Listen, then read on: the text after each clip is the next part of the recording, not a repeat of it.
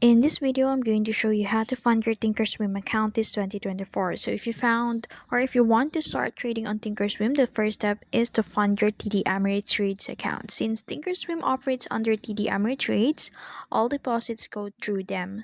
So unfortunately, I couldn't show you the main dashboard of Thinkorswim or the TD Ameritrades because of the country restrictions, because it's only available to US citizens or residents. So listen carefully as I explain each step.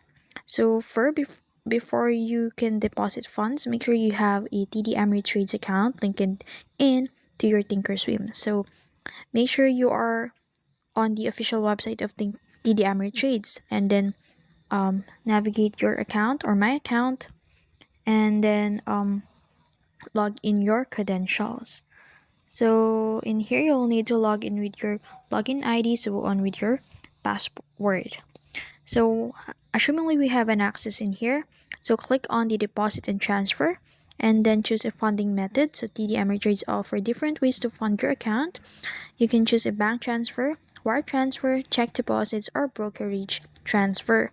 So for most user, ACH transfer is the easiest and most cost-effective option. So in the deposits and transfer section, choose the bank setup, and then click the add a new bank, and then enter your bank details, and then confirm the micro deposit verification.